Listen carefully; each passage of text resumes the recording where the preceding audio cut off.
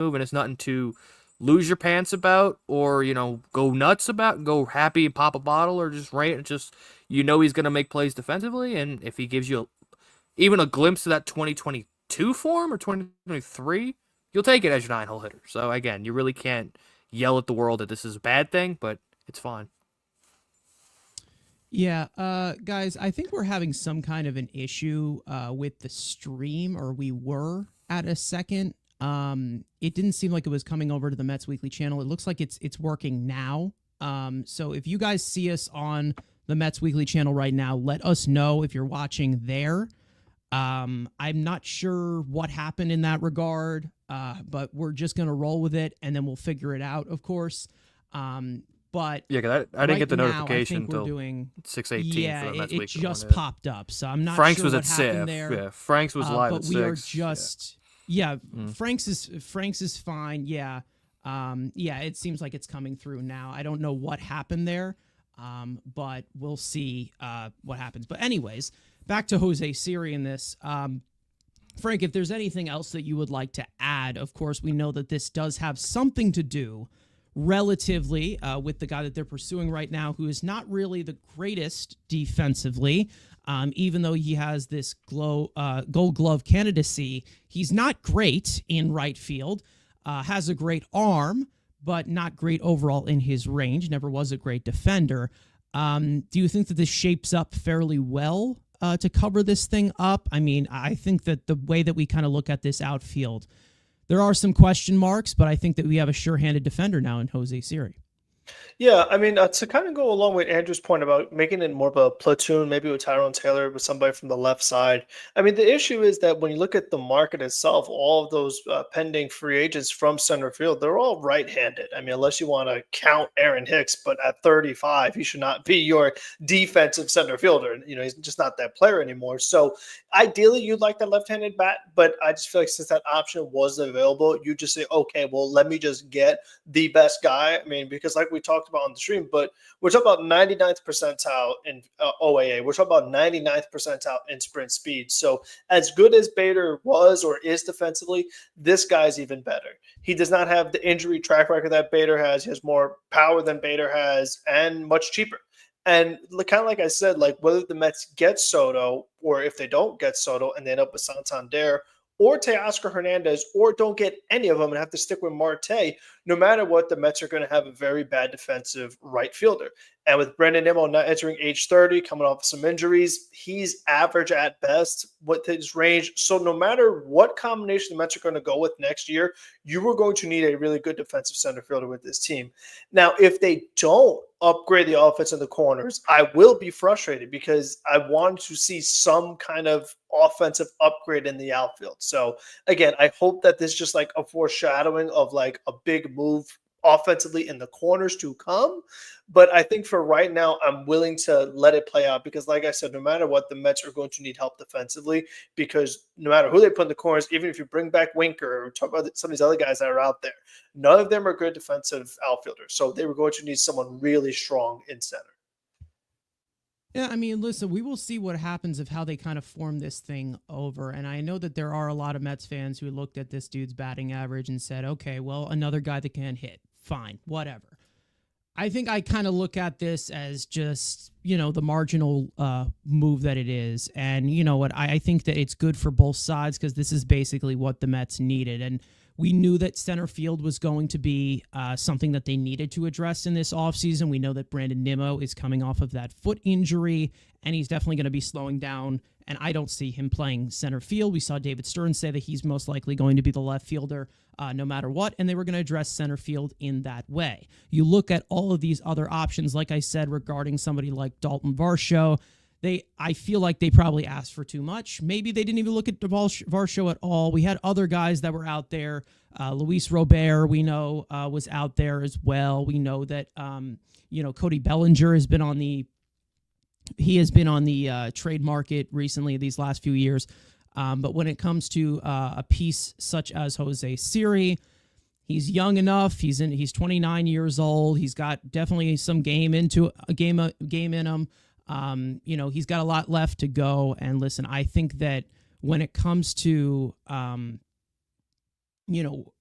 forming up this team, they do need these marginal pieces, and it really did show, how they were able to win games in different spots with guys like Tyrone Taylor and guys like Harrison Bader, which kind of like flipped their roles in the first half and the second half, where Bader was good in the first half, wasn't great in the second half.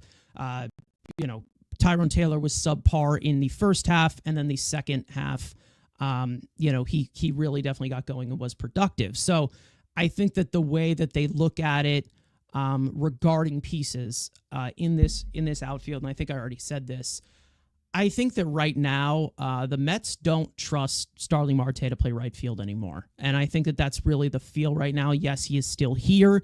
Most likely, right now he is still our right fielder on the depth chart at this current moment.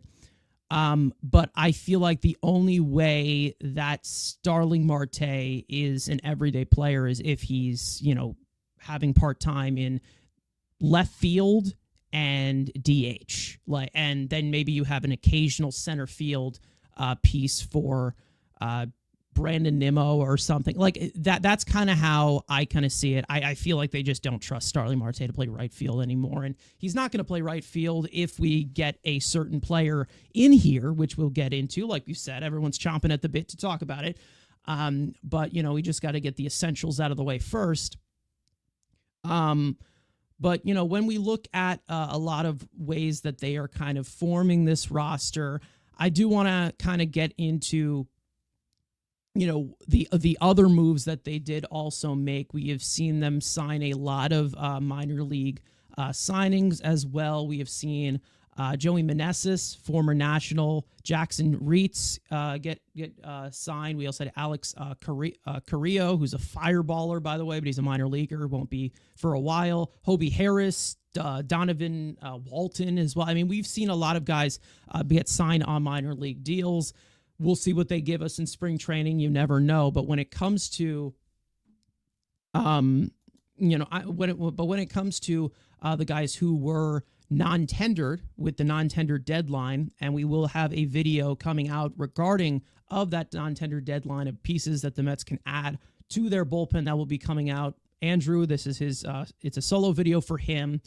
And it will be coming out at like 5 o'clock tomorrow. And hopefully the Mets don't sign a reliever like they did last week, where they brought in Jose Siri an hour before that video was supposed to drop regarding center field options.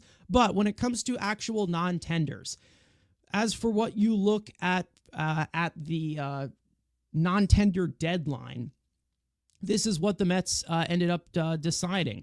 And for some of these players, it is the end of the road. And specifically for that guy on the right, which I'll get into in a second, the Mets did non-tender 3 specific players and will not tender a contract to them for 2025, making them free agents and available to sign with any team. They also avoided arbitration with Sean Reed-Foley. He will be back. Let's hope that his health does not get compromised in that possibility. We have seen a lot of health issues from him, but definitely from Sean Reed-Foley, we have seen a solid Mets career, and he has given us somewhat of quality. He just has not been healthy enough to establish it. Now, as for the players that were non-tendered, you have left-handed pitcher Alex Young, 31 years old. He's an ARB2. He was claimed on waivers by the Mets from Cincinnati in the middle of July. Posted a 3.29 earned run average across 13.2 innings pitched with the Mets. Was not on their, did not pitch a single inning in the postseason for them, so it made sense as to why he would have been dropped. Grant Hartwig is another one. A undrafted free agent in 2021, signed with the Mets, stormed through the minor league system that year, 27 years old. He's still in pre-arb. He did undergo surgery to prepare a meniscus tear in his left knee while he was in AAA Syracuse this year. Pitched a little bit this year, pitched 42 career innings with the Mets, earned run average over 5, was not great in the major leagues, so he has been let go as well. Now, the most headlined one of all the non-tenders has been outfielder Alex Ramirez, who was added to the Mets 40-man roster to avoid the the Rule 5 draft last year. And he had yet another rough season, a 590 OPS across 542 plate appearances in Double-A Binghamton. He was a former international signing by the Mets in 2019. The Mets had some of the high hopes for him that maybe he can put it together, but it just doesn't seem like it was meant to be, as the Mets let go of him and move on from him after over 5 years in the Mets organization. As for the pieces that are expected to be tendered a contract, there are some others that are on this roster, seeming to be roster filler at this current moment, but other pieces that we do expect to be tendered a contract, or maybe they do get DFA'd later. But right now, the expectation, Mark Vientos, Ronnie Mauricio, Alvarez, Acuna, Beatty, Nunez, Budo, Christian Scott, who will be out for 2025, Oscar Brazaban, Reed Garrett, Jose Siri, who they just acquired, Tyler McGill, Tyrone Taylor, Luis Torrens, David Peterson, and Paul Blackburn, who was expected to be a 50-50 on who gets non-tendered. Now, when it comes to a piece like Alex Ramirez, I think that, when it comes to a piece like that, he was viewed very highly towards the beginning there. And ever since then, he just really has not grabbed his footing whatsoever. And I think that we all knew that it was pretty much the end of the road for him. He had a lot of upside. I was definitely a fan of the kid, and I was excited to see what he was able to do, but he just was not able to put it together, and he struggled mightily. Made it up to Double-A. Maybe there's a team that picks him up and, he can have success somewhere else. But Andrew, as somebody who's a big minor league guy, Alex Ramirez, were you shocked? Were you? I don't think anybody really was shocked. But 22 years old. I can tell you one thing right now. I've never seen a guy never play in the major leagues, be on the 40-man roster, and then get non-tendered like that. Like I don't think I've ever seen something like that happen. But it did happen for the Mets this week, getting rid of Alex Ramirez. Yeah, and again, when he originally was put on the 40-man, I was saying on this show, why? He was 21. It was last year or 2 years ago when they put him on the 40. It was last year, right? Last year. David Stearns put him on the 40. So he's 20. Yeah. Shit, good job, David. He's 21 who didn't reach Double-A, and you're putting and you were being like, well, the talent. That was kind of, for me, a death case, because if he didn't progress fast, because he was on the 40-man, especially how valuable a 40-man roster spot is. If he wasn't progressing, he was going to be cut, and that's why I've said in all the videos we did so far since the offseason and all the streams, why I've been so. He's going to be a trade, I would have thought, just at least a throw-in, just to open up the 40-man roster spot and end up, again, you just DFA him. But again, he didn't play, so it's not even like, he has all the raw tools, but again, he didn't produce. And once he was at 40-man, especially, and like I said, how valuable those spots are, it was kind of just a ticking time bomb. Okay, say, if he keeps going, okay, he was going to get DFA'd, and, it sucks because, again, it's a 22-year-old kid. I mean, he has he's got talent. We saw it in 2021 in A-ball, and when he got up to Brooklyn, you're like, okay, there's something there. And then just ever since 2021, he has just regressed, and you're just like, okay, whatever. And again, it's a prospect. It's a guy who barely got to Double-A. I mean, he played in Double-A. So is somebody going to take a flyer on him? Probably.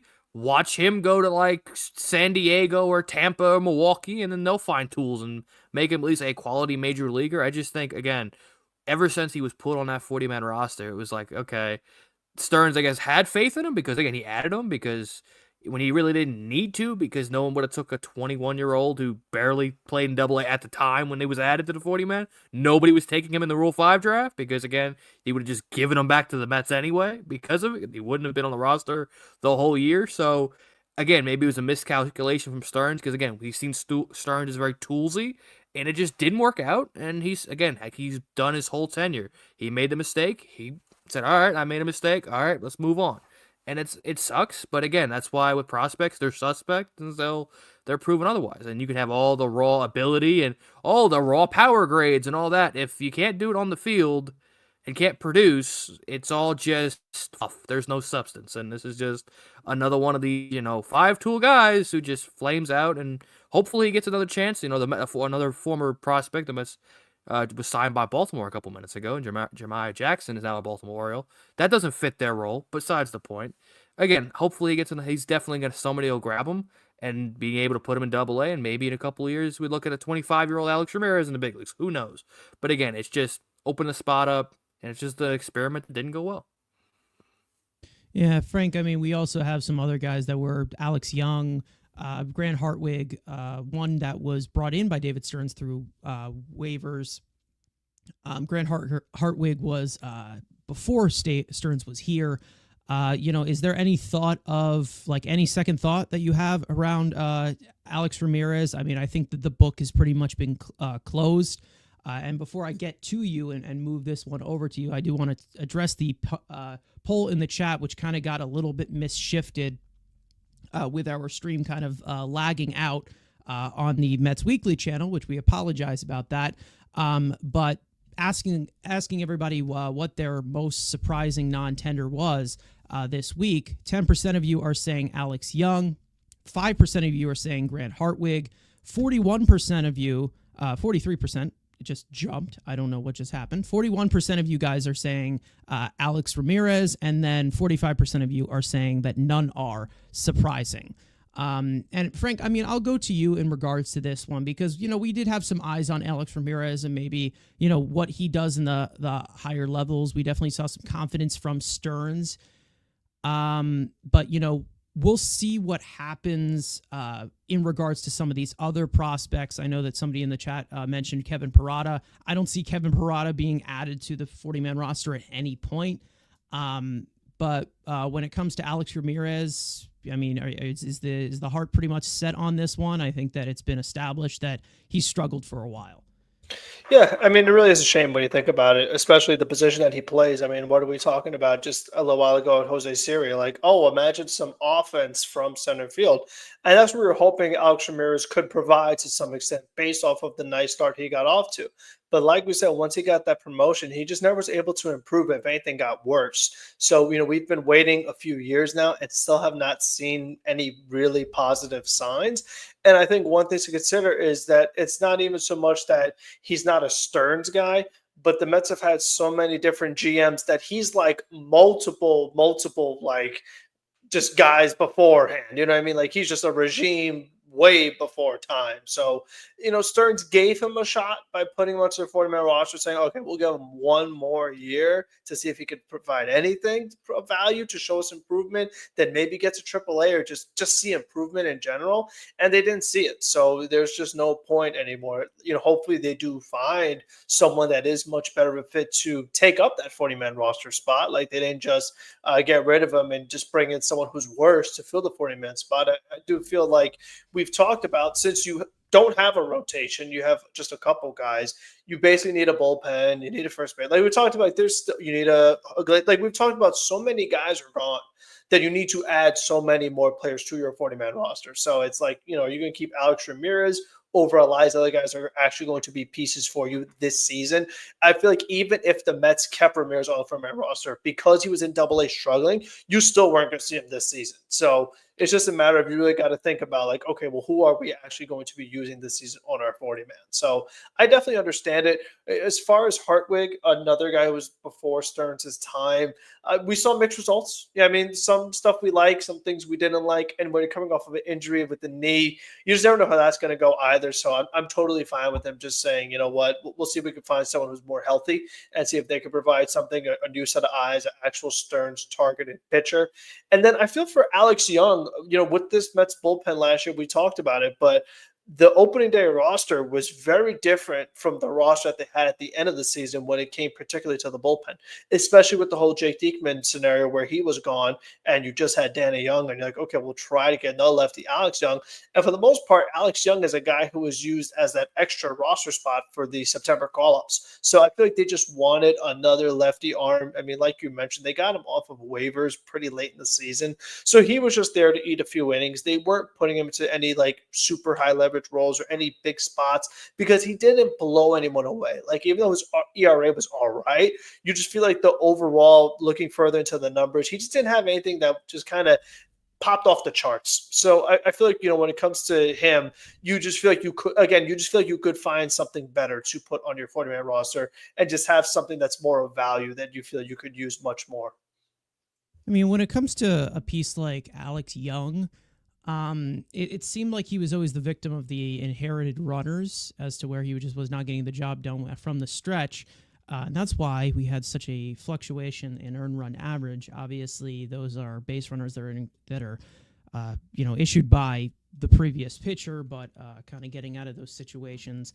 Hartwig, another one. Somebody, Truro. I don't know if I'm saying that right.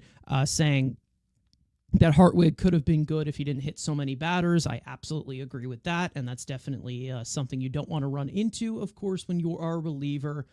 Also saying Alex Ramirez walks so Simon Juan can run. Another a prospect that has definitely struggled recently.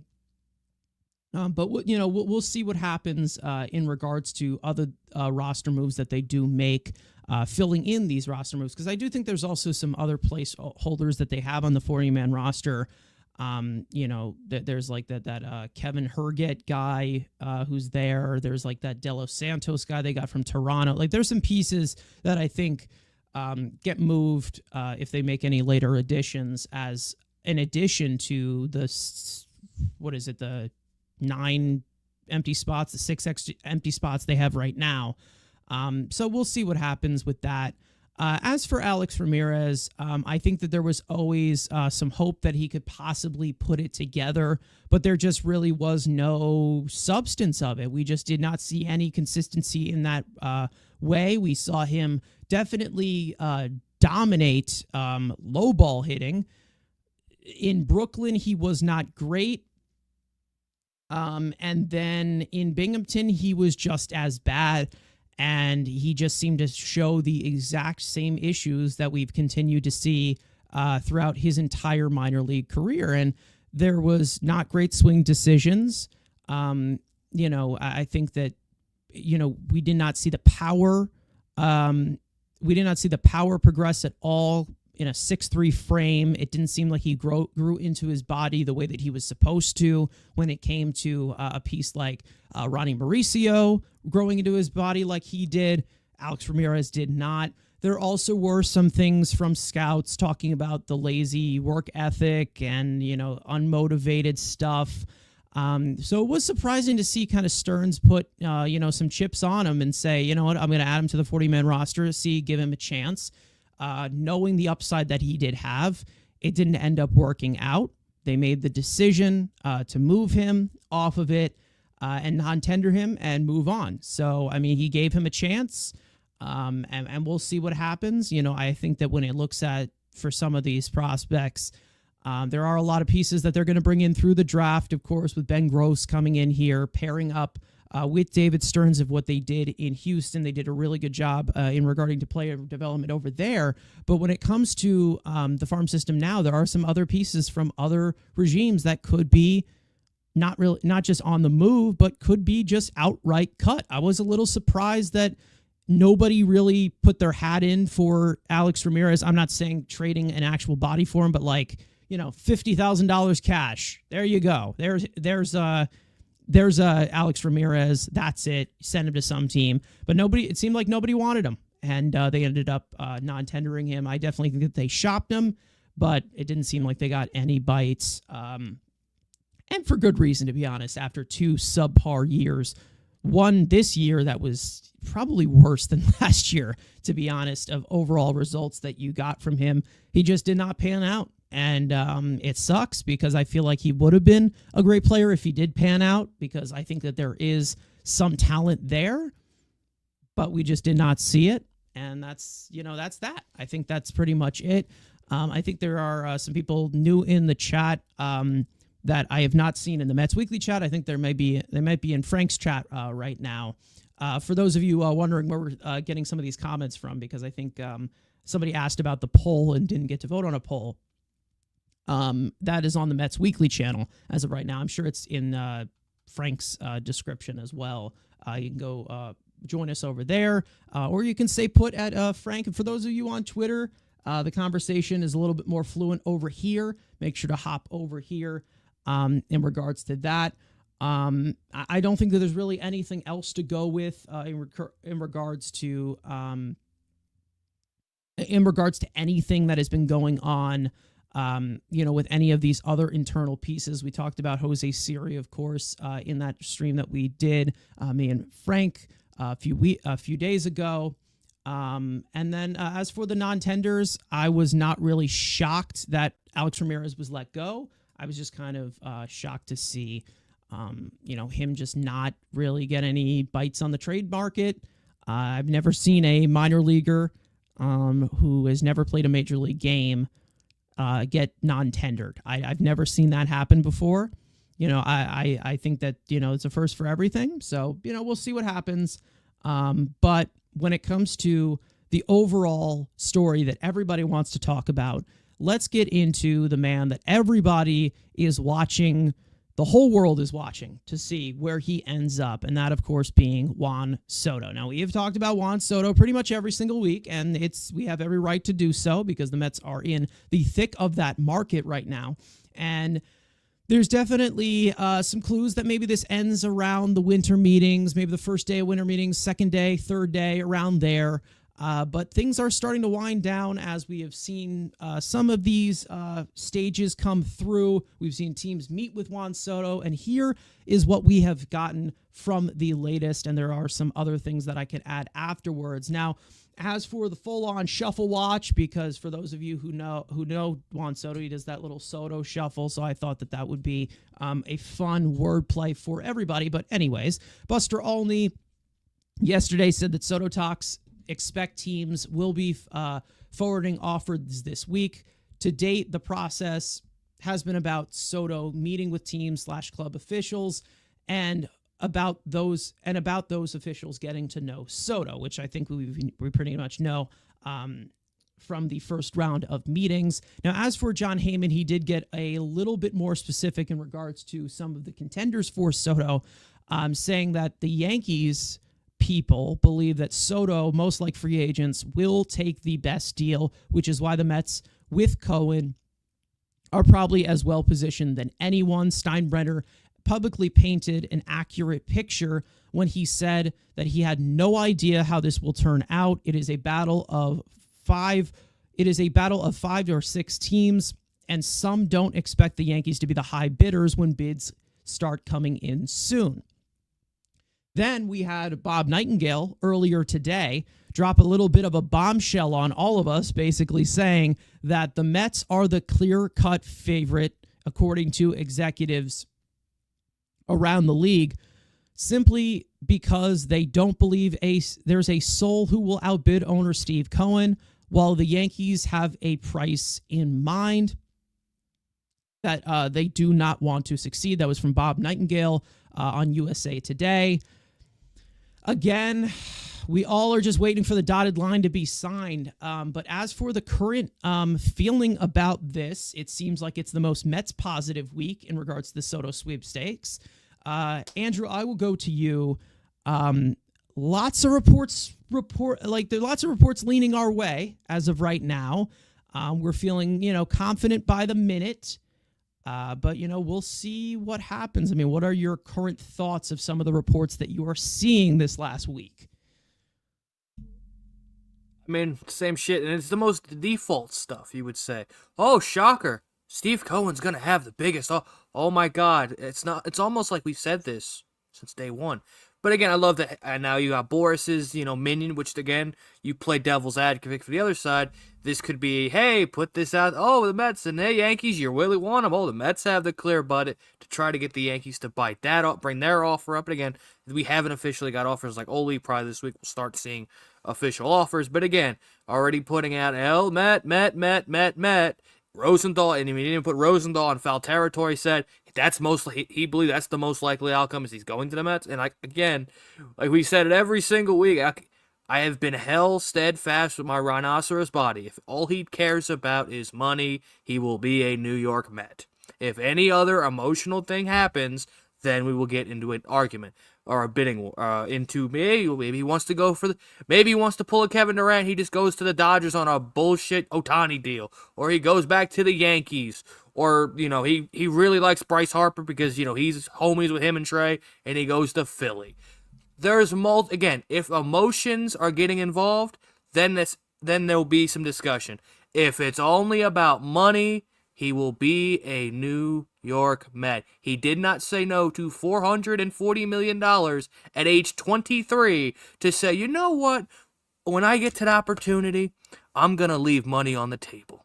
That's not a type of guy to already say no to 440, which would have made him the highest paid player at the time, would have been more than Trout, at 23, to be like, when I got the opportunity to break everything, I'm going to leave a single penny on the table, especially with his agent and all his things. So Yankee fans can talk about it. The negative Mets fans can be, if it's only about money, he will be a Met. Because we've seen it.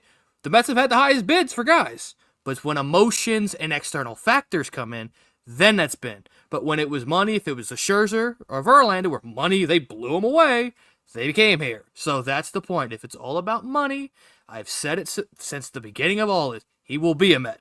If there are external emotional factors, then might be when the Mets lower their odds. But again, I've said this whole thing, and this is how it's going to be. The obnoxious, well, this camp's going to say that, and I bet you, mark my words, a week from today, you're going to see Yankees out, or, John Heyman's going to say, Boris, and pretty much say in Boris terms, he's disappointed the Yankees aren't matching. And how much you want to bet? The next time the Yankees make an offer, they'll raise their offer. This is how it's going to be. So the fact that Nightingale, Heyman, I have said it, I don't care what any of these guys say unless your name is Jeff Passan. So this is all bullshit playing agents and sides.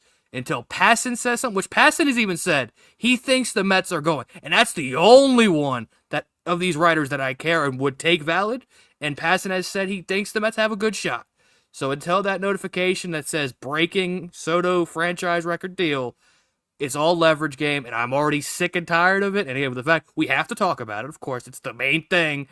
But again, all this other, especially from John Heyman, I don't give a rat's ass what John Heyman tweets out, because that's just Scott Boras pulling bullshit. I mean, Bob Nightingale is literally, I have the most credibility as Bob Nightingale. I mean, I think Frank in his $9,000 million home right now probably can get more predictions right than Bob Nightingale. Rosenthal and Passan, and Ken has said on Foul Territory, he thinks that's going to be a Met, and Passan has said the Mets have a good shot. So again, I felt comfortable throughout this whole process. But we got probably another, 2 weeks of this. So 2 more boring same segments. We're going to talk about the same things until he makes a decision. We're going to get the offers this week, and hopefully we get a decision next week. And it's all done before I go to the winter meetings. I mean, we'll figure out what happens. What I really did find funny is, someone who's supposed to be a podcaster in Andrew just basically saying, "I don't want to talk." I'm sick too. Anyways, so I'm sick. I'm here. So okay. Listen, I'm fucking with you. But when it comes to the market overall with Soto, there were some rumors about the Phillies being involved in this. It seemed like Nightingale kind of shut that down. Rosie K coming and saying the Phillies have not met with Soto. And then I'm pretty sure he also went a little bit further, saying that Boris and Soto have not even talked to the Phillies whatsoever, which I don't even know where that came out or whatever. Was it a bullshit Morosi tweet? I don't know what it was regarding, the Phillies in that Soto market, which I think that is a lot better, because right now the market as it looks, if he does not end up with the Mets, he will go to an American League team where he will not be torturing us like he was when he was with the Nationals. Now, when it comes to, Ronald coming in here saying it's all about the money, and I think that, when it comes to, Richard saying Soto is throwing out mixed signals, I personally think that this is pretty much just Boris being Boris, but basically on high stakes with a client that is, at a generational type of level. So, Frank, if there's anything that you want to add in regards to this, because I think that there are some other feelings that you can put in here regarding how this is going to play out. But again, week to week, it's going to continue to be the same roller coaster that Scott Boras is going to put you on. Yeah, I mean, I'm kind of with Andrew that I feel the Mets will have probably the best offer, and like I've said, then it's up to what Juan Soto wants to do because I feel like as a fan, it's kind of our control in that sense where it's like if the Mets offer the most money, and let's say if it's by quite a bit, I mean, there was that rumor about like maybe 50 million over, whatever it is. Let's just say it's quite a bit over, and he declines it. There's not much you could do. You know what I mean? Like you're like, okay, well, we gave it our best effort. Like we gave it our best shot. We offered the most amount of money. If he takes it, wonderful, he's on the team.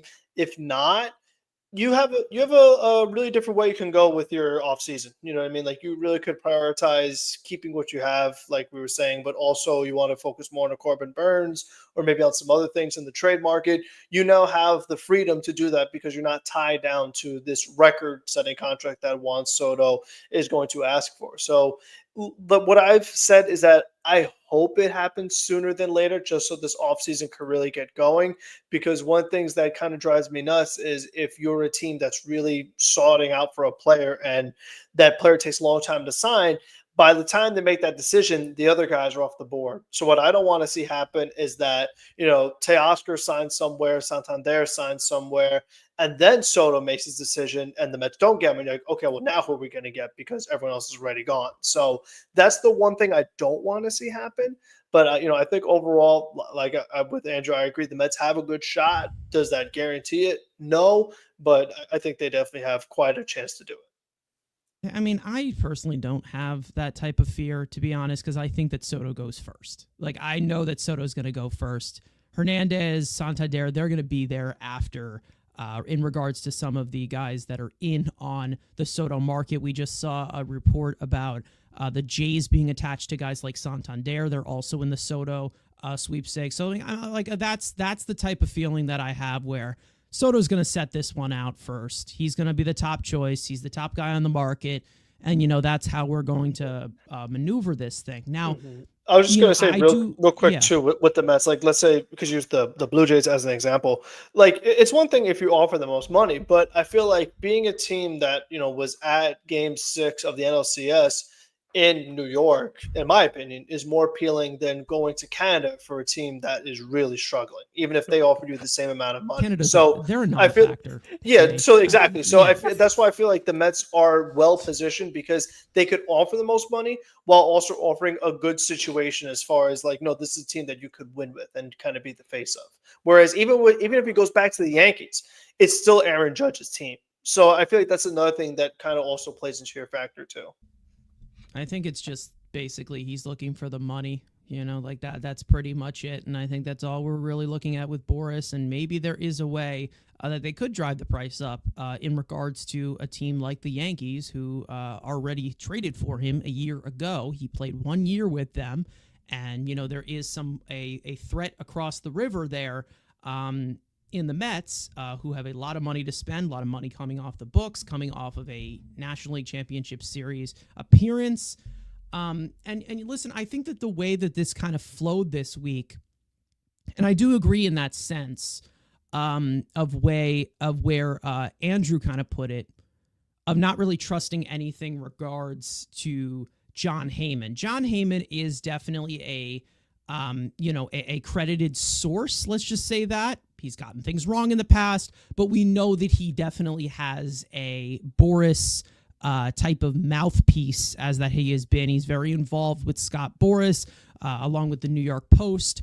So then you're like, okay, well, this just seems like Boras leaks. This is what they're hearing, and according to sources of how this is being maneuvered. Then you get another piece in Bob Nightingale, who talks about it as, well, now the Mets are looked at as this clear-cut favorite with the amount of money that they can put out here. And they can, blow any offer out of the water. And then you're, okay, well, Bob Nightingale has never really been a Boras guy in any real way. He's never really been that big of a Boras leak guy. So then you're like, okay, well, if it's going over to other sources in USA Today with a guy like Bob Nightingale, then you're like, okay, well, maybe this is possible. But then you bring in the factor of this is Bob Nightingale. We know what Bob Nightingale has done in the past. There's been times where we cannot trust this guy. Trevor Bauer and the Mets have a deal. We know what happened. We were live when that happened. Me and Frank, that was one of the first streams that we have done. But then you're like, okay, what's missing from this formula? What's missing from all positive Mets? What is happening from all negative regarding what's going on with the Yankees? The Mets are a clear-cut favorite. The Yankees, there was some confusion. What's missing? What's missing from the Yankees front? Andy Martino. You knew Andy Martino would come in here, try to, come in here, bring in his respect the pinstripes cooling agent, and, he's got to do that and cool everything off. Well, very interesting to say that because on Baseball Night in New York, Andy Martino said that the Mets have some real advantages other than money to land Juan Soto. And he mentioned about the Mets having continuity in the owner, GM, and manager positions. He also mentioned that this may be something that is lacking in the Yankees pitch with Brian Cashman, likely to move on from the Yankees president of baseball operations in the next 2 years, which is interesting to say. Now, also, what has been confirmed from Andy Martino, he did say that no offers have been made, no bidding has been happened, so there is no favorite because obviously he has to play the Yankees, riding the Steinbrenner family like it's a prize-winning horse. But when it comes to the Mets' overall chance, it seems like Andy Martino was leaning as to where, little bit more in the Mets' advantage of giving it a little bit more substance because we've seen the Mets in the running for a lot of free agents, not get them, offer the most money, and not really be taken as much seriously. When it comes to Andy Martino saying something like that, first of all, I do question if he's okay, to be honest, because it's Andy Martino, and that's literally what the type of things that he does.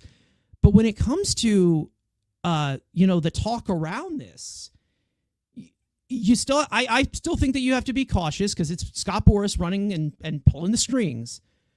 We've seen this flood throughout different media sources about the Mets having a legitimate chance. I mean, what is the thought around that? It could change. Who knows? Like we've said, it could be intertwined. Who knows? Frank, I'll go to you. Multiple sources confirming things like this of the Mets' chance. I think that there's definitely a confidence level that's higher as compared to pieces like Yamamoto, who ended up going to the Dodgers. Pieces like Kevin Gausman, who they were after, who went to the Blue Jays.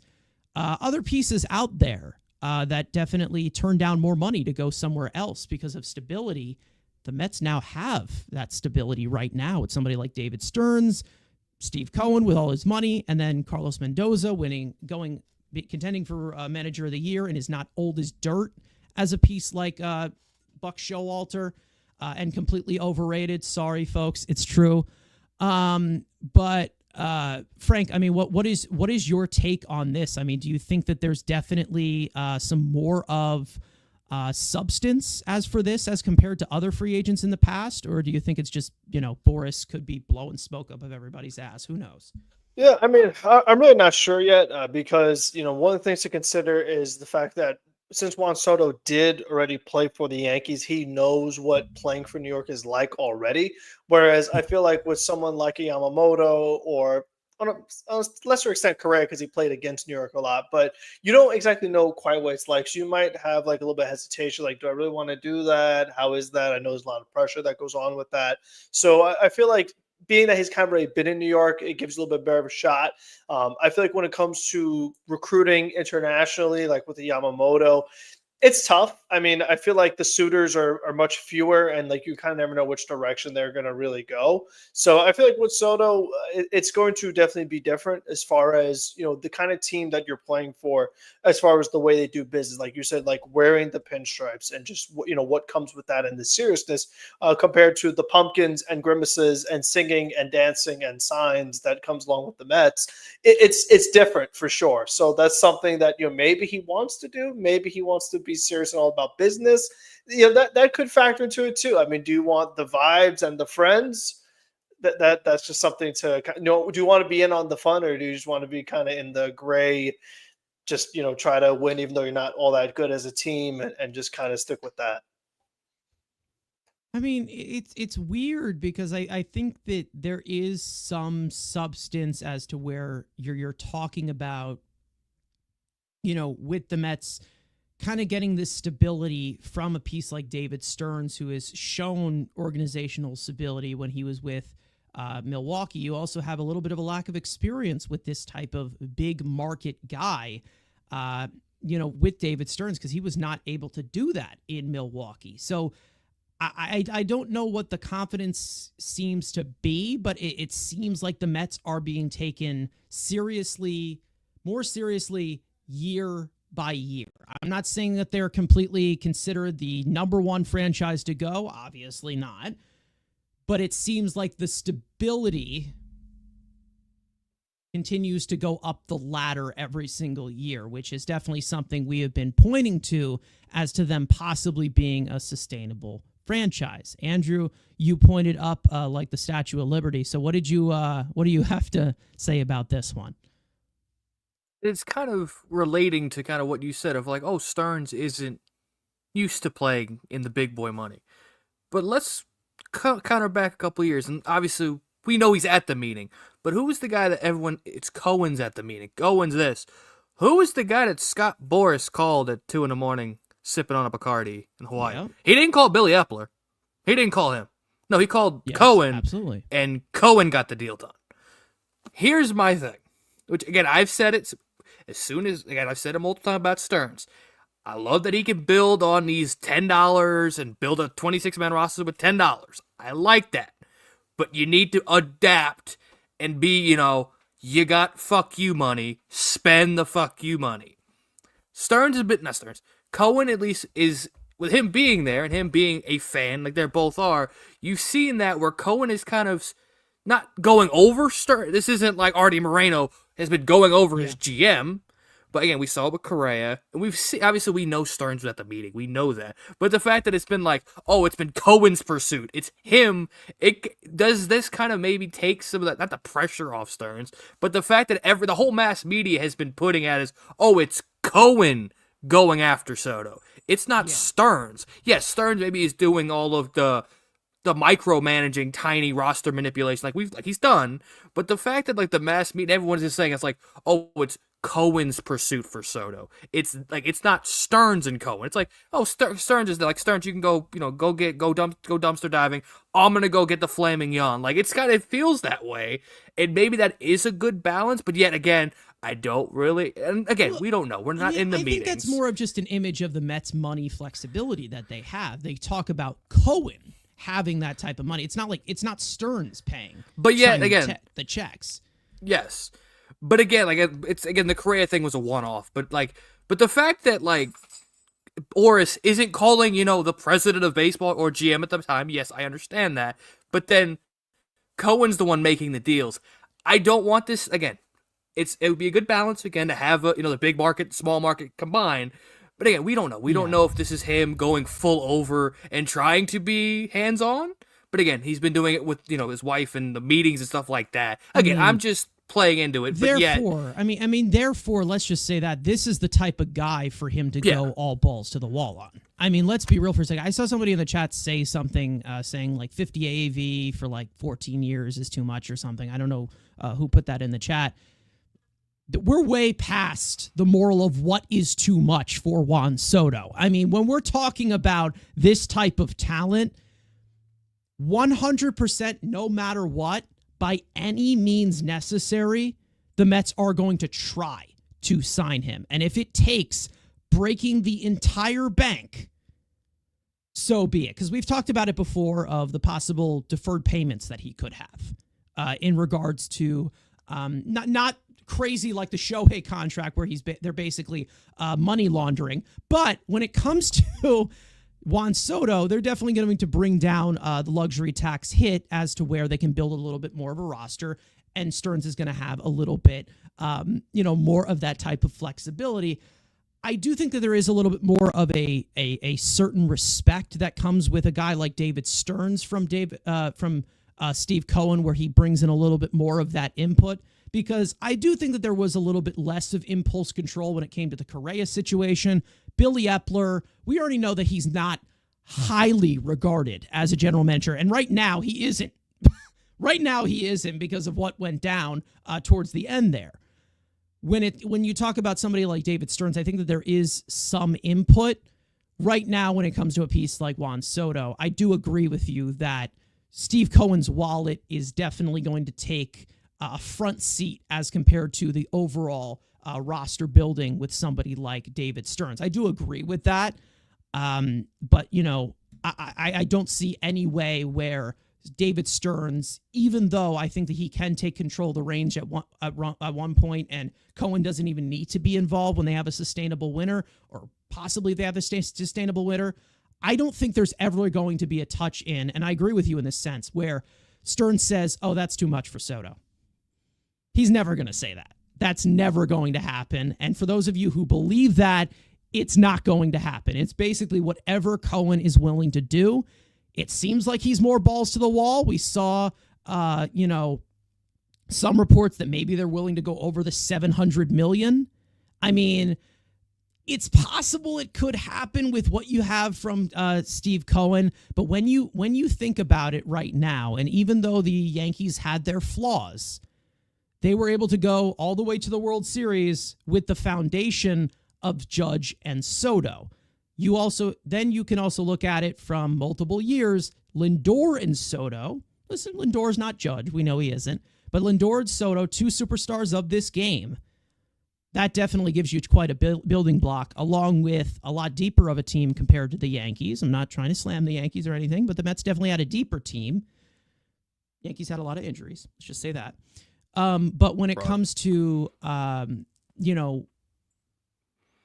Cohen giving out that type of money, I do agree that there's definitely not going to be a step in with David Stearns saying, okay, you know what? I think this is too much. Let's not give him $685.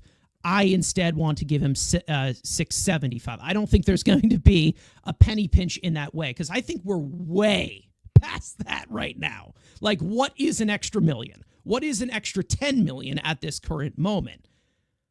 I do still have a little bit of fear of how this is kind of going to be maneuvered, but I do agree in that sense with you, where I don't think there's going to be that much of Stearns' interruption, but I think that he also does want some flexibility as to where he wants to build a roster that is 26-man deep, as compared to a team that is top-heavy and has really struggled in that sense. Yes, you have Juan Soto. The Mets have never had a caliber hitter such as Juan Soto. They've had some great hitters. No caliber of Juan Soto, who also is going to provide that for years. I do agree with that in that sense for you. If there's anything that you want to add, because I know that there's tons of things that you can discuss on this one, because there's a lot of direction you can go in regards to Juan Soto, who we know it's going to come down to the money in terms of somebody like Scott Boras representing him. Yeah, and I guess, this isn't really revolving about the money, but this was something that got every Met fan all pissed off, it seemed like, and it was from Heyman, which is from Boras, is the opt-outs. Like, we would have thought this would have been a Bryce Harper 13, I'm never seeing another team unless, you trade me, but, like, again, I'm taking the bag and I'm only going one. The fact that there was so many people pissed off, will be like, oh, there's no way. I kind of see it as, I'd fucking love it if there's opt-outs. Twofold. One, if it's after the third year, you're telling me you're getting his age 26, 27, and 28 years of Juan Soto. So you're telling me you could keep him motivated to want more money during his 3 best peak years? Yes, please. Because again, there is also there's that fear that he gets the bag and he gets fat and lazy. Not physically, but he gets his bag. I don't gotta, I don't have to. I've made my generational wealth. I'll draw my walks, and I'll be an 800 OPS guy, a bad Juan Soto. But if you have the opt-outs, it takes that fear away, because he wants to be Manny Machado. Say, oh, I played my 5 years and got an extra $150 million after on that extension, the extra 5 years. So for me, another Boris client, by the way. Another Boris client. But the fact that there was like this uproar that I saw like of negativity being like, oh, now walk away because there's opt-outs, I would guarantee I would probably wouldn't be year 3. I would like to, if I'm giving him a 15 or 14 year deal, I'd like to guarantee I get 5 years of Juan Soto. But yet, let's play how the Mets historically go. So let's be negative for 2 seconds. I know I've been very positive lately. It's not. But let's say the Mets go back to being the Mets. And let's say in 2 years, all shit falls apart, but Juan Soto's still good. You have that fear of the opt-out. You could cash out Juan Soto for prospects at trade deadline. Again, there's a lot of benefits to having the opt-outs. I get not wanting to lose him, because if you're going to give him 700, let's say he breaks that AAV and Ohtani number, and you're like, well, we only got him for 3 years, that's also a benefit to an extent. You got out of that deal. Like, yes, maybe you have to pay him more after 3 years, but again, if let's say you're fearing of the contract, then he opts out and he leaves, or let's say you trade him and you play that benefit, there are benefits to having the opt-out. I would just love him to be here for 14 years, and I'm okay with that. He'll just be like Nelson Cruz at age 42, hitting DH and still getting on base and hitting probably 25 homers, but I'm fine with that. But it also gives you kind of a way out if you are fearful of like looking at Xander Bogaerts and Trey Turner's deal of like, whoa, you have to pay this guy to age 42 or age 40. The opt-outs give you the benefit of say, hey, you get 3 to 4 really good years out of him. Let's say you win a World Series in that time. Maybe you just let him walk. He opts out. You get your ring and say, hey, I appreciate the ring. Let's get that contract off the books and then find the next, and you're not going to find the next Juan Soto, but find that next, quality superstar. Again, I'll see what you guys think. I think the opt-outs are fine, but there was that big kind of like hell opened up because he wanted opt-outs. I mean, I'm not really concerned in regards to the opt-outs of that, because yes, of course, there's the prime years of example. There is the Manny Machado thing where maybe he does get extended in that way. I don't see the Mets being a team that lets somebody like Juan Soto walk if they end up getting him, and with these types of ways to address these. Now, for those of you in the comments, I'm seeing a lot of, pieces saying Soto is a very good hitter, but the Mets have players on par with him. I say this in the most sincere way possible. No, they do not. And for those of you if you want to bring up Strawberry or Carter or Piazza, still absolutely not. No one is compared to somebody like Soto. Now, listen, I do agree that the Mets need to build a more complete team, and we did definitely give you a little bit more of a preview of how they can possibly do that. The Mets have a lot of money coming off the books, okay? They have, right now in active money, it's like, what is it, 120 million active as of right now. They have Lindor locked up, making $34 million a year, which he 100% deserves. For those of you who disagree with that, I don't even know what to tell you anymore. I mean, top 3 in MVP, finished second, was incredible this year. When you add in a piece like Juan Soto, most likely the Mets, if they were to get him, you bring it down as to where, yes, the AAV will be high, but maybe it's like 40 million to the luxury tax hit. So you have those two pieces in Lindor and Soto. Let's say the opt-outs aren't even a thing. It's just fully guaranteed, or it's a 10-year deal, whatever it is. It's a young Juan Soto. He's going to be 26 years old. You have Lindor and Soto in their prime of what you can build around. You have Nimmo there as well. You'll see what happens with Pete Alonso. Lindor and Soto, with the financial flexibility that you have with Steve Cohen, they're going to be able to make a deep roster, because we know that the Mets are willing to go over that luxury tax threshold. So we know that the Mets are willing to go to those high stakes, even though they will have another piece such as Soto on there making as much money as he is. So, yes, it is 2 players. And yes, you need a 26-man roster.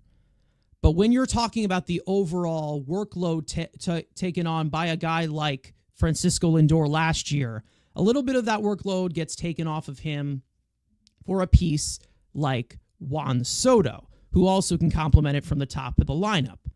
Yes, there are pieces that they should go after, but there are also some cheap options that hopefully maybe you see some of these prospects pan out. Maybe you see some of these younger guys pan out.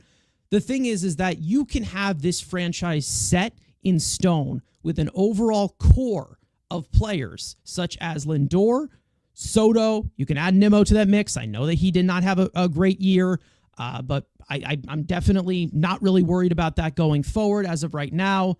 You have pieces on this team that can make it a deep team. There are other things they need to address after Soto. We agree with that. But you can't pass up a piece like Juan Soto, who would easily be, at the pace that he is going, the greatest hitter your franchise would ever have.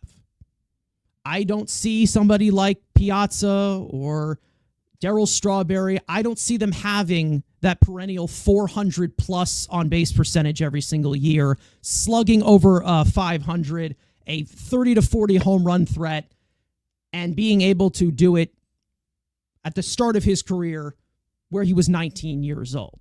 I don't see that type of hitter in guys like Strawberry and Piazza. Strawberry and Piazza were fantastic. They were great players for this franchise. You're talking about another level with Juan Soto. I understand that Juan Soto is not the greatest defender. Maybe he's not the best maybe he's not the best base runner. But when it comes to a player like Juan Soto, of the transcended talent that he could give you, that he could be, that definitely can lift you in that way. This is the type of investment that they should possibly go after. This guy is 25 years old. He's going to be 26. So I definitely believe that Soto, again, I don't think that Juan Soto is a desperate need. And if they don't end up with him, it's whatever. Because I do think that there's other pieces they can fill in to make a deeper roster. They can look at that. But when it comes to a piece like Juan Soto, that is somebody that they need to pursue and try as hard as they can. Because when you have that little duo tandem, they have a lot of superstars for a lot of these teams. We've seen a Dodgers team win the World Series this year, adding in a piece like Shohei Ohtani. Shohei Ohtani pitches. He didn't pitch this year. Juan Soto is another one of those guys on that level of superstar that you are set for maybe a decade with him and Lindor on your team. Don't use Ohtani as an example. Use Juan Soto himself as the example. Look at where the Yankees kept ending up with that Juan Soto. They get Juan Soto, and all of a sudden they're in the World Series. Like, that's the kind of impact that he could have on a ball club. So you don't use Ohtani. Use the guy we're talking about. Soto himself has already shown you the kind of impact he could have when not having him versus having him, because he could literally carry an offense. He's that good. Yeah, I mean that's basically what he can. He's such a transcendent talent in that way that, like, I mean, pretty much like 4 times or 5 times out of 10, we talk about this all the time. A great hitter fails 7 out of 10 times. 4 times or 5 times out of 10, he is going to provide something to your offense to get it going. If you're getting that guy from the 2-hole behind Lindor, I mean, that is a scary top 2. Now, listen, there's still the rest of the lineup you got to fill in. And I think that they're definitely going to address that, because there's already guys that they're bringing in, such as Jose Siri, who can fill in those types of margins. That could also complement the, lower level defense that you get from Juan Soto, though he has a strong arm. He's not the greatest defensively. So they're definitely going to bring in those complementary pieces. And I think that that is definitely going to be something that they look at. Listen, I'm not someone who, is the big fish guy. I've always talked about making a deep team. But when it comes to this level of a player, I don't think I'm overrating him in that such. I don't think I am, because this is one of the greatest hitters you will ever see. And when you sign him, he will be 26 years old. This is something you don't see. You don't see a 26-year-old free agent. I mean, maybe you see a 22-year-old free agent in Roki Sasaki this year, but that's a little bit of a different case. I mean, Andrew, if there's anything that you want to add from this, because we can definitely continue to talk about the impact that you can have with Juan Soto, not just on your roster, but him just locked down in that sense. I know you talked about the opt-outs, but I think that the overall impact of Juan Soto, of the position he's in, 26 years old, it goes way beyond the let's get a star to just get a star. You know what I mean? Yeah, I mean, again, we've been saying it all the time. Again, this is the type of guy who is a franchise-altering piece. Like, yes, like in front, again, the Yankees were awful. Like, look, even with Aaron Judge winning MVPs every year, what do they always do when it came to playoff time? Choke. Yes, did they get blessed with the easiest road to the World Series this year? But who hit the game-winning homer to send them to the World Series? The guy who, because you damn well know Aaron Judge damn sure ain't doing it. Juan Soto does. So again, the value that he brings, and I've already seen, the money, it's too much money. Who the hell cares? Is it coming out of your direct deposit? Does it come out of your personal bank account? No. So why the hell do you care? If it did, you'd all be in deep shit. I can tell you. Exactly. Like, and this is what, and it's not just the Met, it's a general, well, it's too much money. If it's signing a certain person, you're paying, is it coming out of your bank account? Who cares? And I've always said, you don't pay good money, good players, great money, average players, good money. If we're talking about a fucking superstar, I don't care what it costs. You get that player on the team. And again, we are even seeing teams like the Blue Jays, who, yes, are making a run. They are frauds. They are Canadians. They think freaking ham is bacon. They're not a real threat. But they have made it clear. We saw it last year. All right. There's your clip. There's your clip for TikTok. All right, man. Cool. We've seen it. We've seen it clear, and this has come from Rogers themselves.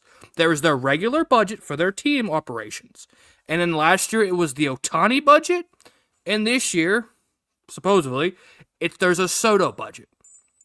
And if Steve Cohen is saying, David, stay in the dumpster. I'm going to spend a lot of money. You're going to be scared. It doesn't affect your willingness to spend other things, then it shouldn't matter. If teams not just the Mets, if teams we saw about Ohtani are taking a separate chunk of money and say, that is the generational fund. Those only go to the generational players and still having money for the rest of the roster, then it shouldn't matter what it costs. If it's $50 a year, if it's $49 a year, he's gonna top Judge at $40. So like the fact that like if anyone's like, oh my god, is like he's going to top that. Like, and if it's not, because Ohtani's, again, like you said, it's welfare checks. It's not a real contract. Him making $2 million a year, it's not real. Compared to he should be making 70. That's a weaker move than KD. But we're not ready to have that conversation. But again, like, he's going to break the AAV record for a position player, and we shouldn't be complying. And he's going to probably do it by a wide mark, especially if he's with the Mets, because the Mets can just be, hey, if the Yankees are going to offer you 43, let's say the Blue Jays are offering you 36, here's 50. Like 50 a year.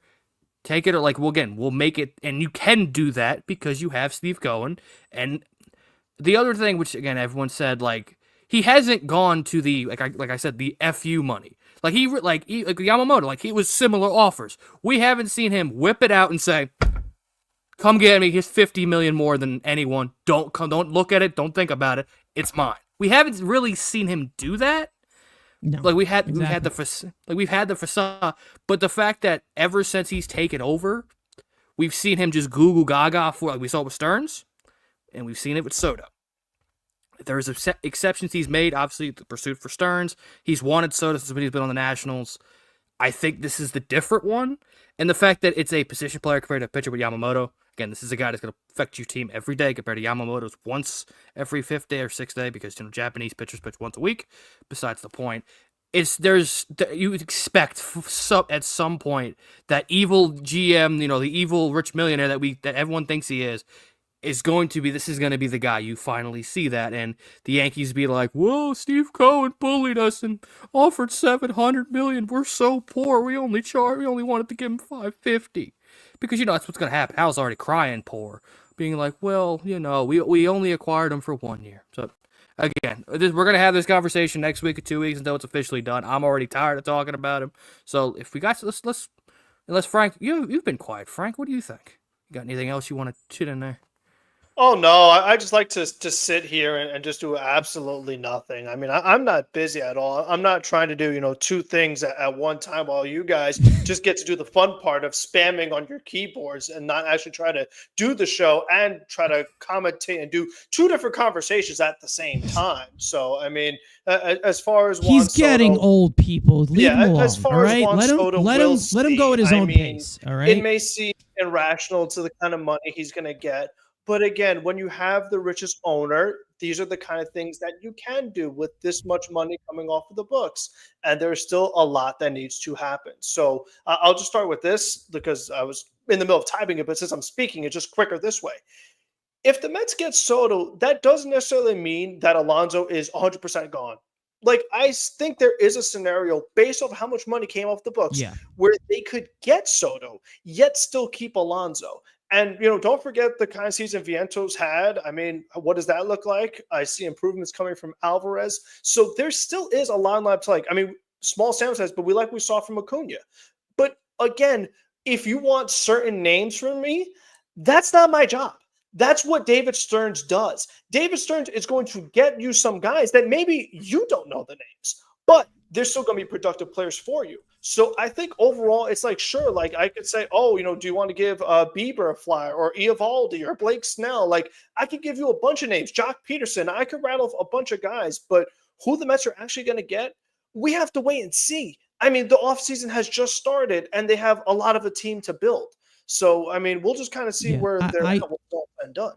Again, I don't think Juan Soto is going to stop David Stearns from doing what he did this year of making a very deep team that got all the way to the National League Championship Series. Yes, there were some craziness involved, and we've seen them get bailed out by a few players. There's been inconsistencies, yes, and there are things that they are looking to adjust in that way. And listen, I think that there are people asking for those complementary pieces, such as Grand Admiral Shanahan. Listen, when it comes to those complementary pieces, here's how I would direct this one for you. I think that there's tons of directions that they can go after Soto. After whatever Soto, let's say they sign Soto and they get some of these other pieces. We know what they have to address. We know how they're going to have to shift along with first base if Pete Alonso leaves. Here's how we can deal with this, okay? You can hit the subscribe button.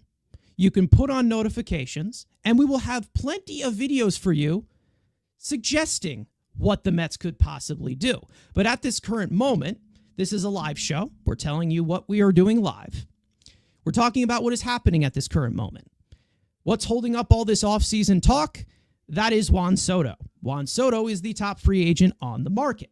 So, I'm going to tell you right now, listen, and if you're upset that we're not going to give you those types of pieces because we're all just looking at Soto at this current moment because he is the top free agent, forgive us. And the Mets it's been said that we will be involved heavily, maybe have the highest offer.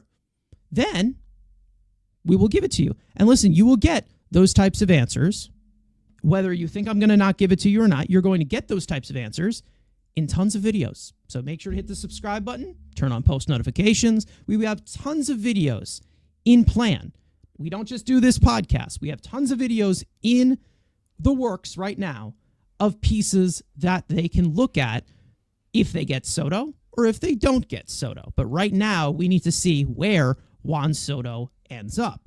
Now, as for the overall Soto conversation, I think that right now it's pretty easy to just say that the Mets are going to be the highest offer. And I do think that when it comes to the offers that they can possibly put in here,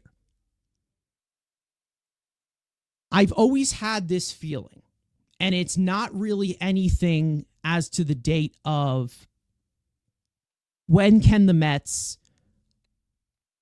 when can the Mets put in the highest offer? When will the Mets put in the highest offer? I want to know what is the highest offer they need to put in. Because when it comes to Juan Soto in this overall business, in this overall bidding,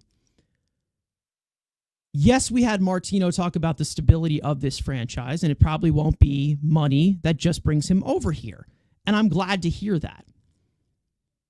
But when it comes to the bidding, I would not be surprised that if it takes 50 million more, maybe 60 million more than the second highest bid for the Mets to get him. Because I've talked about it in that cautious way. Again, maybe the Mets go to that extremes. Maybe they don't. Maybe they get to that 700 threshold and stop. Maybe they go to 720. Maybe they go to 730. You never know. But I don't know. Again, I don't know if you guys have that type of that type of feeling of the bidding, because we know Scott Boras in these leverage talks. But let me know what you guys think about that, as to where the Mets, maybe they need to win this by a big margin in order to win this type of bidding. Because now that we've put it all out there, we're like, okay, it doesn't matter what they offer or what they give to him. Who cares if it's too much money? How much more money than the other team would that possibly be?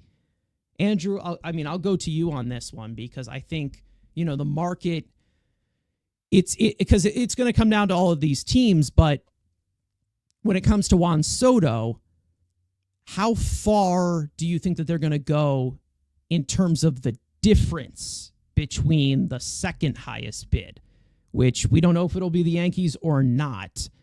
I don't know what do you believe would possibly take to break them away? Or do you think that there is some stability that he's looking at? Because I don't know what's a Boris leak, what's bullshit or not.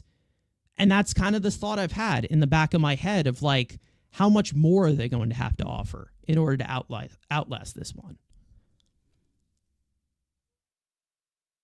I mean, when it comes to, again, we need to see what the first benchmark is. Is it 550? Is that the starting point? Because I think that's where we figure the total. If all things are equal, I think they have to probably be 25 to 35 million higher to make sure they get him at the bare minimum. I think, let's say, I've said that 14 at 686, which is 49 a year, is what I think it gets done. So if you're telling me it's 686 is what the Yankees are offering, then I think you have to go over that 7 mark, because one, it would hit breaking Ohtani, and it breaks the AAV. So if let's say the Yankees offer is that 49 a year over 14 years, then as Frank's about to go murder more children, I think you have to, if it's again, pushing that Ohtani number, I think it could be a fact of whoever breaks that Ohtani number is probably getting him. So let's say, again, 49 a year times 14 is 686, I believe. Let's say that's the Yankee offer. I think the Mets have to go over that 700 mark to make sure they get him, because Boras can double cap. Hey, got the AAV, and I beat that two-way Kevin Durant.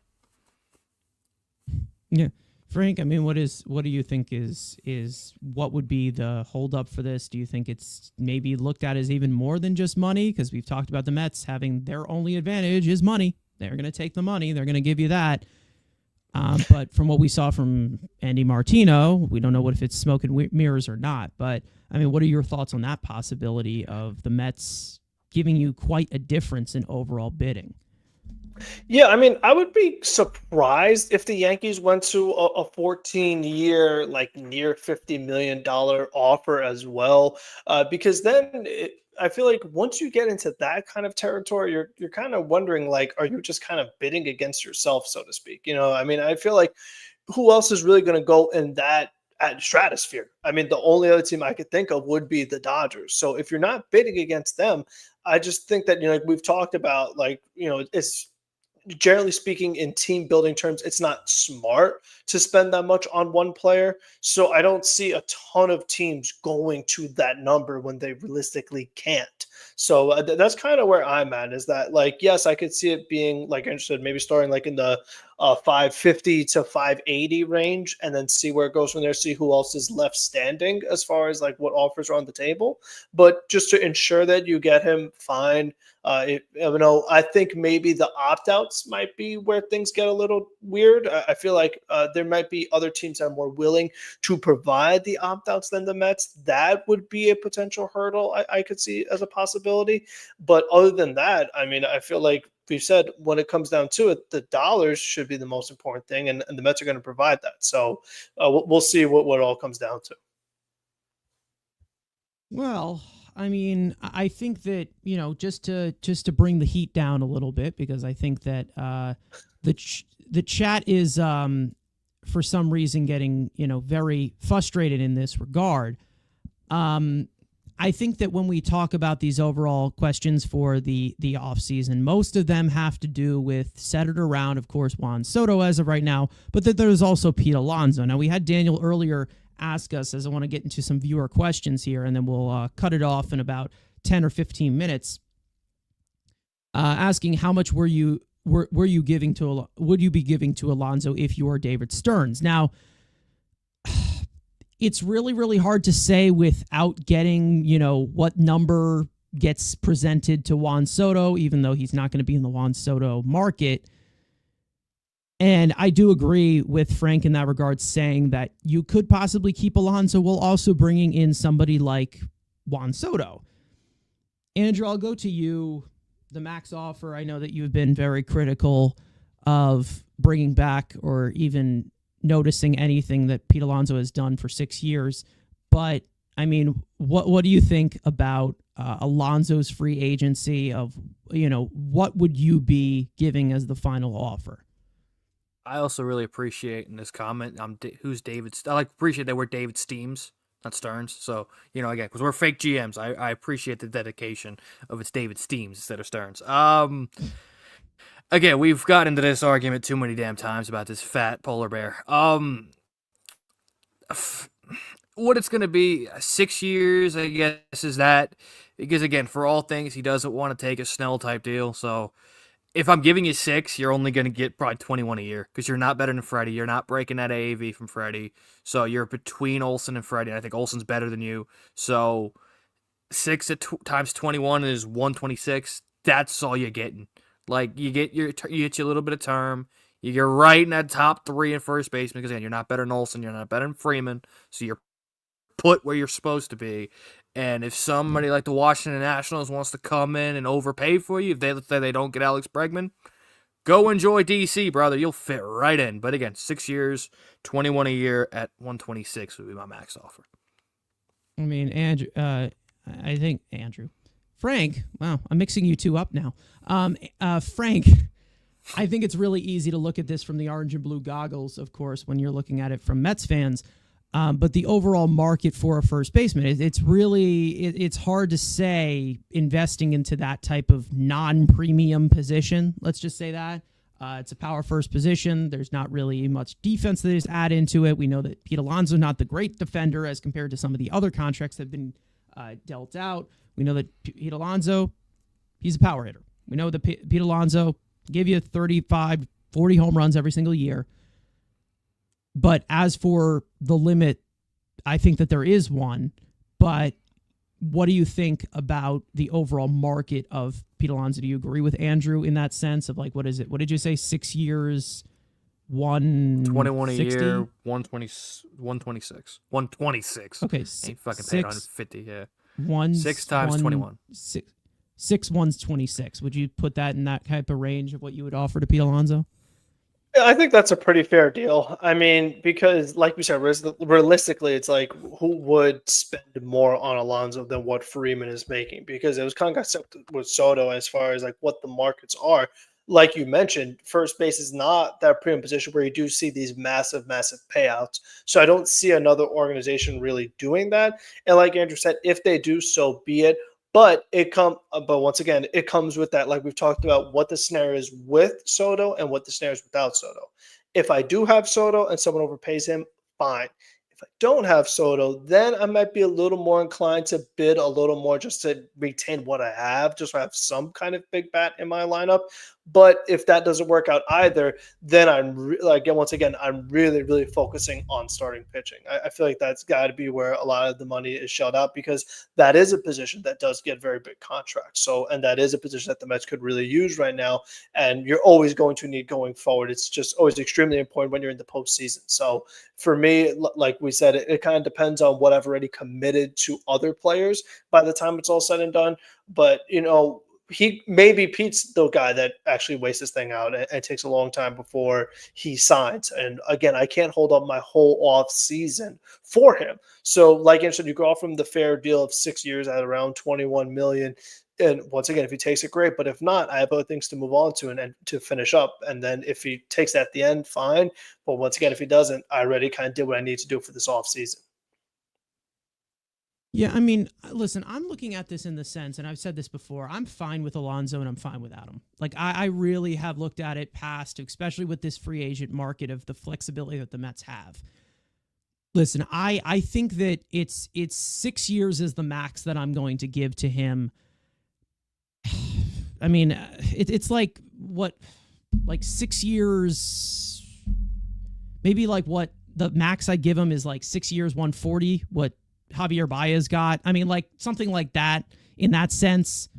Obviously, Javier Baez is a little bit more, or at least he was more toolsy than somebody like Pete Alonso. But I think the thing that I look at it is, yes, you have this Scott Boras client in Pete Alonso. Pete Alonso has been a Met. He has been a great Met. He has been one of the best hitters from this franchise. He is going to shatter the home run record if he comes back. But when it comes to doing something different or looking on the other side, we haven't had much of this success from with Pete Alonso here. This year, with Pete Alonso, we went all the way to the NLCS. You can break that. We also know that during this run to the playoffs, he was not himself. He was not the Pete Alonso that we were used to seeing. I'm not saying that we are fine without Pete Alonso and we're better off. We could just let him walk. Let's just go. But if there are other opportunities out there to make the team better that don't include Alonso, I'm going to pivot to those. And I hate to say that for, Alonso super fans, for Mets fans who only have, like their heart that goes out to their own players. Probably the main reason as to why Jeff McNeil's still here. But when it comes to fan favorites and that type of emotional attachment, and you look at this free agent market, there's other things you can direct to. There's not just, well, Soto's out there, we're going to go after Soto. Alonso has to be the next domino to fall for the Mets. It can't just be that, because there's other things that they need to address. We've talked about this before. There is 14 free agents going onto the free agent market, or onto the market this year. So there's going to be moves that are going to be made. I'm hoping that maybe we have some of the young guys come through that, maybe fill in some of those roles into those stop gaps. But right now we don't have that big of a luxury. We have Mark Vientos as one of the young guys. We know that Alvarez is going to be the starting catcher. So that pretty much cheaps it out at this current moment in those two positions, no matter where Mark Vientos ends up playing, whether it's first base, third base, or DH. But when it comes to the overall Alonso, this is one thing that I think is a really good point from Rosie K, saying, Alonso, it's not an emotional attachment. It's replacing his power. And listen, I don't want to view this as a Moneyball type of look where you're like, okay, let's replace this in aggregate. Not looking at it in that way. But I know for a fact that if you replace Pete Alonso's power with Juan Soto, it's a pretty good replacement for the power of Pete Alonso. Not to mention you have a piece such as Mark Vientos, who has established himself as a major league bat. Who knows if he has a sophomore slump or not? We know he has that direct power. I'm not saying that he has Alonso's 40 home run power. But what I'm saying is there's other power sources that you can get from as compared to just signing down Pete Alonso if he's my power hitter, that's it. I think that there is some power upside from this team that you can get from not just locking down Alonso and that's it. Now listen, when it comes to Alonso, I'd be fine to keep him. If he wants to stay, absolutely. If we want to retain him, go ahead. If you want to pursue bringing him back, go right ahead. Obviously, the focus is shifted to another Boris client right now. But when it comes to Alonso, I'm not going to be very distraught in terms of the business side of baseball if he ends up walking, because that's just the reality of the situation. And I'm sorry to say that to some teams, to some people who believe in retaining their own guys. Yes, but with this type of market, there's other pieces that can give you more value on a big contract than somebody like Pete Alonso. If you guys agree with that, you disagree with that, anything else that you want to add in regards to that, because I think we'll wrap it up in about 5 minutes here. And guys, let us know if you have any other questions in this chat we'll address too. But I think that that's kind of like how I'm looking at it. Of course, we still need to see stuff about Soto, but when it comes to pieces like Pete Alonso, right now I'm very indifferent in that. I don't think it's really a must. Let's keep our guy because he is our guy, and you know he's only been in the orange and blue, so we need to continue that way. There's other directions you can look in. Yeah, I think the struggles with runners on base definitely was frustrating. Like we talked about, the lack of just getting on base too, and it really comes down to the point where are you paying just for home runs? You know, that's something Yeah. that also is like when we talk about spending money, especially big contracts. And also, I feel like the thing that bothers me the most, I've said, is you're paying for 30 and beyond. That's the thing that gets really dicey, and that's where the years really play into effect. And it's kind of one of the biggest examples of what I'd be okay giving him more than the 21 million, whatever you want, fine, but much less years, because I don't think it's smart to be doing that when you are already doing that with Brandon Nimmo, because you gave him an 8-year deal going into an age 30 season, and he's an outfielder. So I feel like you don't want to keep making a habit of that, of eventually, because right now, you know, the money looks good and the contracts are on the board and their ages look good. But then there becomes a point in time when these contracts are winding down and you're like, okay, well, we have a bunch of guys who are above age 35 that we're paying really good money to. And that's where you get into trouble as far as team building. So I don't want to make a habit of having too many of those on my books at some point in time. I think the recency bias also kind of comes into it in regards to Alonso, because it was not a great year for him. It was definitely a career down year, but also you look at it in terms of him going into the age of 30. This is not a position that fairly ages well in overall skill. When it comes to a piece like Pete Alonso, who, you know, again, he's going to be a perennial home run hitter every single year. Like, he's going to be that power bat, and he will get you the 30 to 40 home runs no matter what, whether he's on the upswing or the downswing. It comes to a point where I feel like if you got the 2022 Pete Alonso, where he was great with runners in scoring position, he gave you those 40 home runs, tons of extra base hits, was career low in strikeout rate, walking as the usual 10% that he does, we would probably be having a different conversation. I do think we could have be having that. But then you get to 2023 and 2024, where you see some things diminishing, where he's still productive, but it's not like, you know, I need, no matter what, he is the basis of this offseason. Because right now, in the thick of the Soto talks, I'm not saying replace Alonso with Soto, but that's a pretty good bet in terms of overall offensive production. Because Pete Alonso can give you that. You know, Pete Alonso can give you that power production. Juan Soto can do everything known to man with his types of skills. Like, that's a different level of hitter you're talking about as compared to Pete Alonso. And listen, Carlos Ortiz saying Alonso is not Conforto. Conforto was not worthy to bring back. Alonso is. And listen, I agree with that. I understand. I agree with that in terms of, Pete Alonso, of what he can provide. Because Conforto, he had like 1 year of like 30 home runs, 50 extra base hit. Like he had like 1 year in that, like 2017, 2019, he was really good. And then it just kind of flopped since then. 2020, he was good, but it's a 60-game season. Got no bar fight. Pete Alonso is that type of player that can give you that type of power. But I also could get that type of 40 home run power from Juan Soto. I'm not saying that Juan Soto can hit me 50 home runs like Shohei can and like Pete Alonso did in his rookie year. But what I'm saying is the overall offensive value that you get from Juan Soto, you bring him in, I'm not blinking an eye if they end up losing Pete Alonso. And again, like I said, I probably would blink an eye if he had a 2022 Alonso season this year, but he didn't.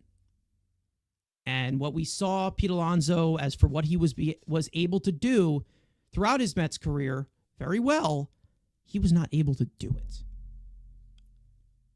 Just saying. And listen, I'm not saying, again, like this is another factor you can put in, the Pujols, the Howard, the Fielder, the Chris Davis, they regressed considerably. Like this is how, it's not really of how I look at it from comparison to other contracts.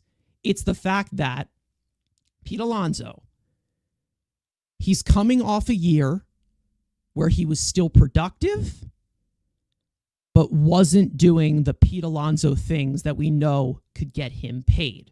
So I'm not really in the boat of this is our number one priority. Because after Juan Soto, I'm pivoting to the pitching market. And we all know we have to pivot to the pitching market. Andrew, you're smiling at me. If there's anything you want to say.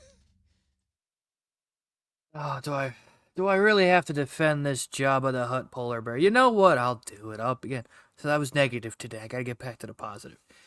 Here's my thing. Yes, Soto, again, different fucking stratosphere compared to Pete Alonso. My thing is, which I think Frank has mentioned throughout, not today, but in the past. Okay, replacing Soto is an upgrade. Again, we're taking the lateral 1-to-1 move, we're getting an upgrade.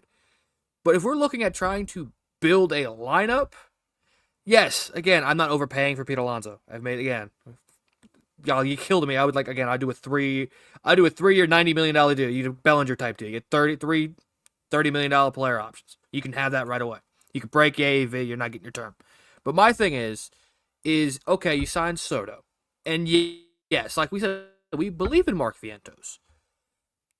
Who's protecting him in the line? You're banking on a year 2 of Mark Vientos, who again could be a sophomore slump. And again, it's not even just the Alonso money. I guess I'm just talking about the money itself. I am not okay with sign Soto and the lineup's done. I agree with you. The pitching market needs to be the next priority. But I am not under the circumstance of, okay, Soto's the big bat. Mark Vientos, you need to not have a sophomore slump because you're the protection. I'm saying that money that could go to Alonso either needs to go to trading for a guy at a corner. Again, it could be either one. Well, preferably third base. Or, let me rephrase that, just trading for a proven bat. Again, you probably get an upgrade, maybe. But my thing is, you're not stopping at just Soto offensively. And I'm not saying like, well, bring back Jesse, because I've seen we signed Soto, we bring back Jesse Winky, and we're done. Like, you're worse. I mean, you have the better player, but if you're looking at this lineup, it's worse. So my thing is, if whatever money if let's say there is a negotiation, which maybe it's the Astros, maybe it's the Nationals if they don't get Bregman. There's 2, maybe the Cubs with Michael Busch, and they're trying to move a guy, which, hell, I'm not bringing that name up today, maybe for another video. My thing is, you're not stopping at a lot. It's at just Soto.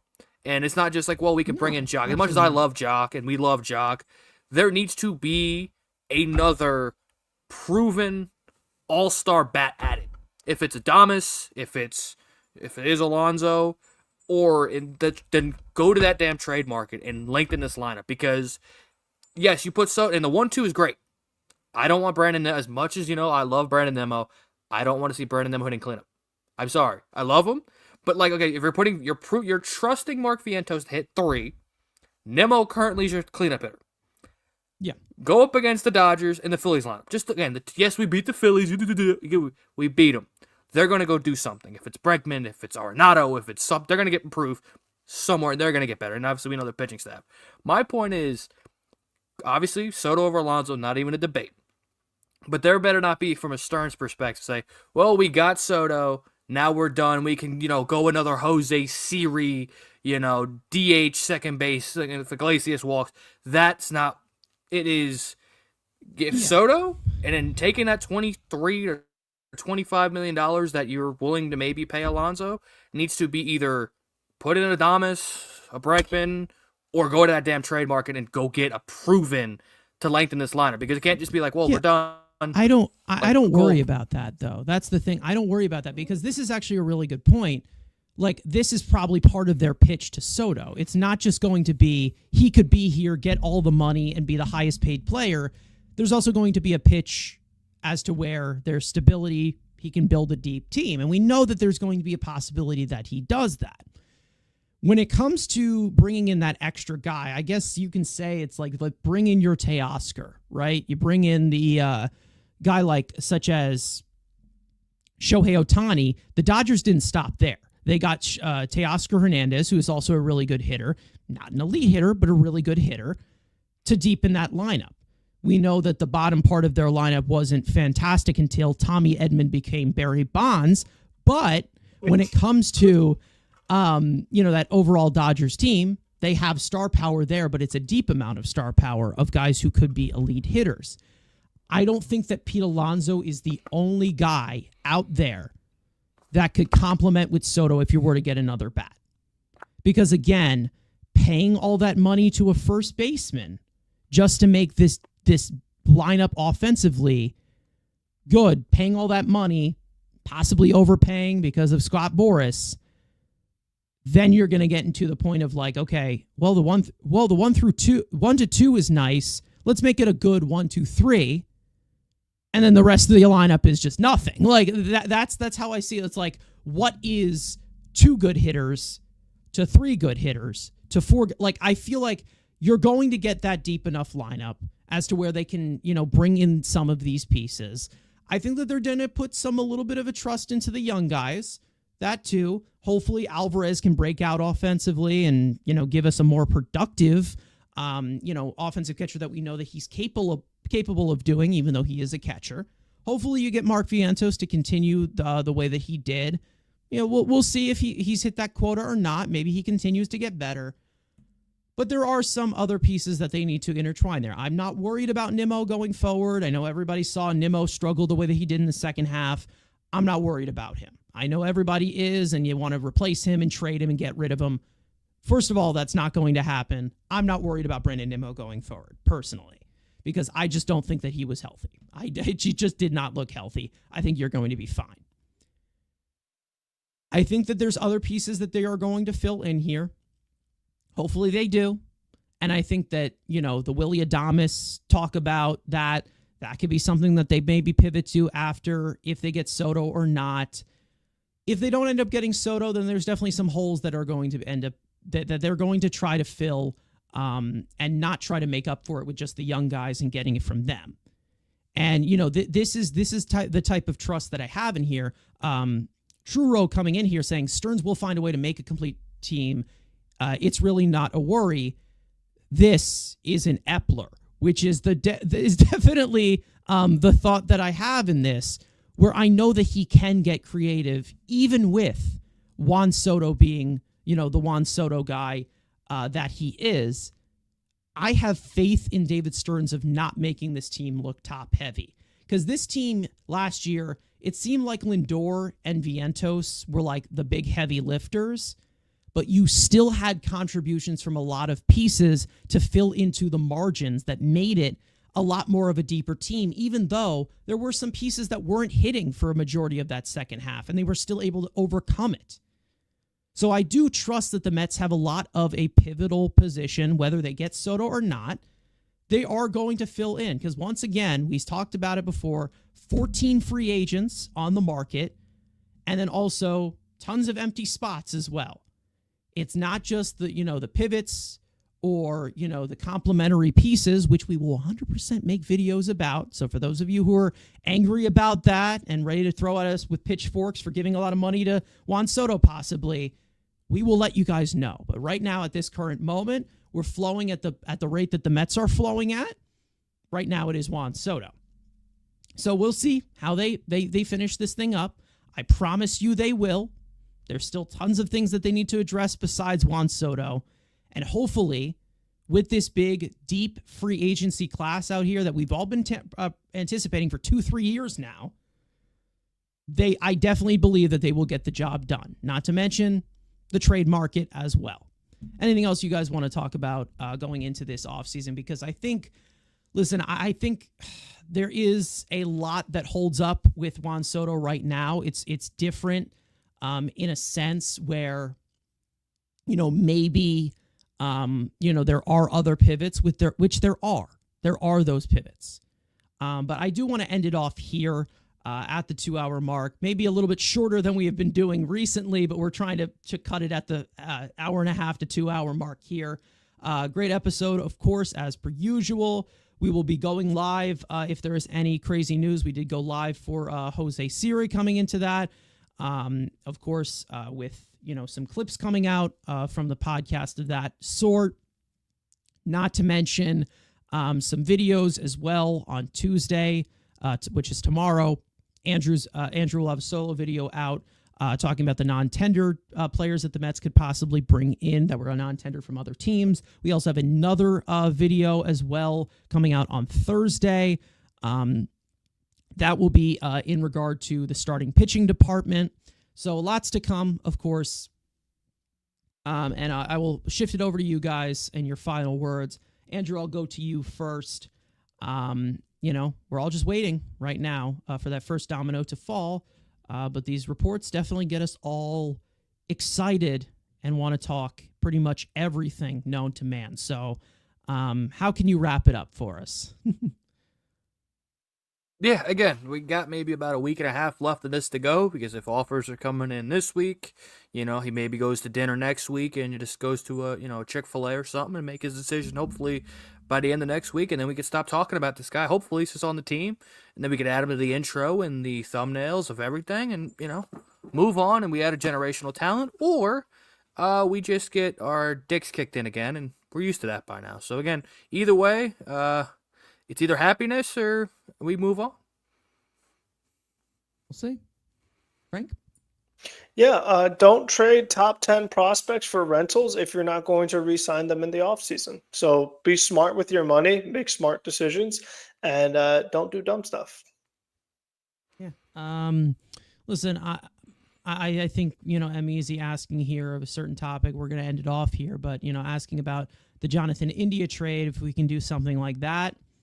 Can't think of a second baseman I want to move. So let's move on to all of this, craziness going into the offseason. We have the winter meetings coming up in about a week or so, a little bit less than 2 weeks. So we'll definitely be doing as much coverage as we can for when these signings roll in. Usually that's the most populated of live streams that we do as aside from the show. So we'll see, where that takes us. But other than that, thank you guys so much for watching. For those of you listening on playback, I hope you enjoyed the conversation. For those of you watching or listening on playback, you want to join the conversation live in the future, make sure to subscribe to the Mets Weekly YouTube channel. Turn on post notifications to not know when we go live. If you're a little sad that we're only doing this show once a week, we do have other content that goes out on regularly Tuesday and on Thursday, 2 videos a week. We also have some other stuff planned in the works. Follow us on X and on TikTok. Follow all of us individually. We will see you guys next time. And of course, let's go Mets. And peace out. We'll see you guys for 106 next week.